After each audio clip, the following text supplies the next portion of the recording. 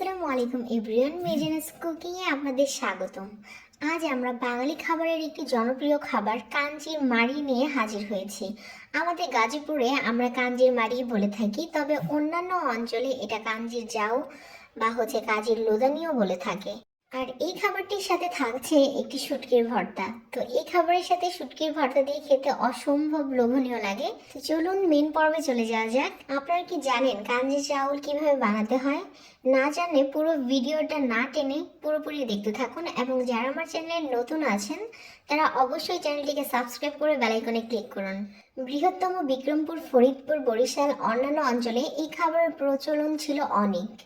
এখনো পরিপূর্ণ এই খাবার বিলুপ্ত হয়ে যায়নি। আমরা সাধারণত নানা রকম ভর্তা দিয়ে এই খাবারটি খাওয়ার চেষ্টা করি। এই মাড়ি রান্নার জন্য 5 থেকে 7 দিন সময় লেগে যায়।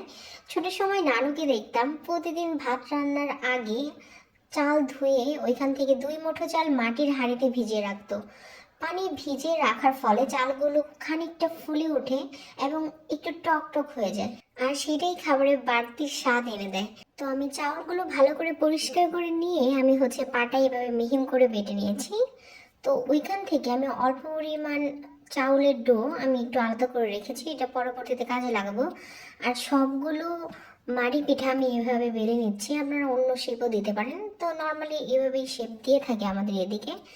আসলে এই পুরো মাড়িটাই আমার নানু রান্না করেছে, তো উনি ওনার মতো রান্না করেছে, আমি জাস্ট ভিডিও করেছি। তো আমি প্রায় 4 মগের মতো পানি আগেই বসিয়ে রেখেছি। তো যখন পানিতে বলক উঠেছে, তো ওই পর্যায়ে আমি একটা একটা করে মাড়ি দিয়ে দিতেছিলাম। তো সবগুলো একসাথে দিবেন না, একটা একটা করে দেবেন। তো আমি এরকম ধাপে ধাপে প্রায় 3 থেকে 4 বার মাড়িগুলো দিয়েছি। তো সবগুলো একসাথে দিয়ে দিলে ভেঙে যাওয়ার প্রবণতা বেশি থাকে, তাই আপনারা ট্রাই করবেন যেন অল্প অল্প করে দেওয়া হয় আর কয়েক ধাপে দেওয়া হয়। এই প্রক্রিয়াটা ফলো করলে আশা করি মাড়িগুলো ভেঙে যাবে না। তো আমি খুবই সাবধানতার সাথে আবার একটু নেড়ে চেড়ে দেবো যেন একটা একটার সাথে লেগে না যায়। তো আমি সেই ডো থেকে যে অল্প পরিমাণের ডো আলাদা করে রেখেছিলাম, সেগুলো এখন আমি একটু লবণ আর একটু পানি দিয়ে এভাবে গুলিয়ে নেব। তো হাঁড়িতে যখন মাড়িগুলো সিদ্ধ হয়ে যাবে তখনই আমি এই ডোটা ওইখানে দিয়ে দিব। আর দিয়ে আপনারা অনবরত নাড়তে থাকবেন, তবে সাবধানতার সাথে নাড়বেন যেন মাড়িগুলো ভেঙে না যায়। তো এক হাতে দিবেন আর এক হাতে এভাবে নাড়তে থাকবেন। তো এই ডোটা দিয়ে দেওয়ার কারণ যেন ঝোলটা একটু ঘন হয় আর একটু আঠালো হয়, তাহলে খেতেও ভালো লাগবে।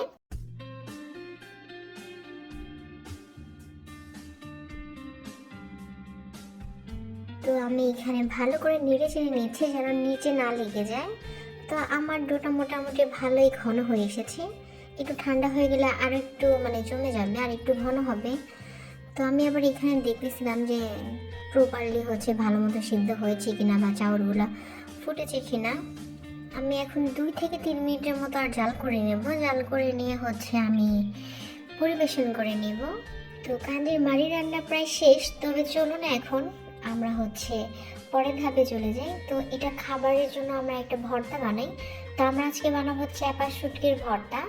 তো এখানে আগে থেকে মরিচগুলো ধুয়ে নিচ্ছিল। তো প্রথমে মরিচগুলো পাটাতে বেটে নেবে। তো আপনারা মরিচগুলো প্রথমে পাটায় বেটে নেবেন একদম মিহিন করে। আসলে আমার নানু আবার এই ভর্তা টর্তা খুবই ভালো মজা করে বানাতে পারে, আর ওনার হাতের ভর্তা খেতেও মজা। তাই আমরা যখনই ভর্তা টর্তা বানানোর সুযোগ হয় বা বানাই, তখন নানুকে বলি যে নানু তুমি ভর্তাটা বানাই দাও, তাহলে খাইতে আর একটু বেশি মজা লাগবে।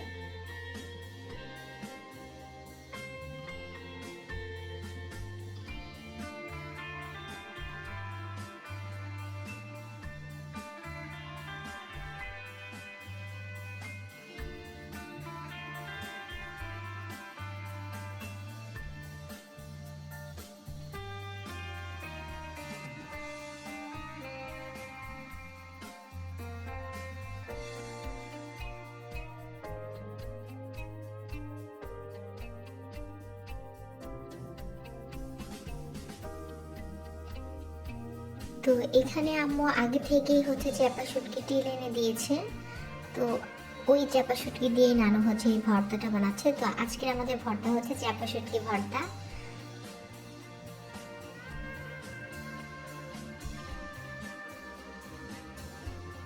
যে কোনো ভর্তায় হচ্ছে শুটকির পরিমাণটা একটু বেশি দিলে খেতেও ভালো লাগে।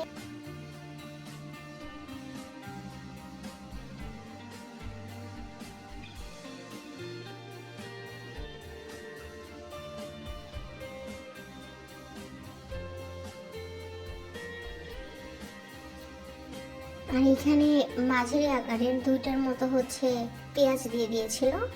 তো সবগুলো একসাথে ভালো করে বেটে মেখে নিচ্ছে। পেঁয়াজগুলো এত বাটার দরকার নেই, আদা বাটা দিলে এভাবে আস্ত রাখলে খেতে ভালো লাগে। তো এখন আমাদের পরিবেশন করে খাবারের পালা। তো চলুন আমরা পরিবেশন করে একটু খানা পিনা করে আসি। তো আশা করি আমার আজকের রেসিপিটি আপনাদের অনেক ভালো লেগেছে।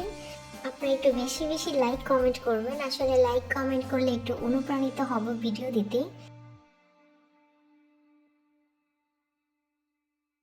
আর অবশ্যই কমেন্ট করে জানাবেন যে এখনও আপনাদের কোন কোন অঞ্চলে এই কাঞ্জির মাড়ির খাবারের প্রচলন আছে এবং কারা কারা এখন পর্যন্ত খান, আর খেতে আপনাদের কেমন লাগে। তো অবশ্যই কমেন্ট করে জানাবেন। তো আজকের মতো আল্লাহ হাফেজ।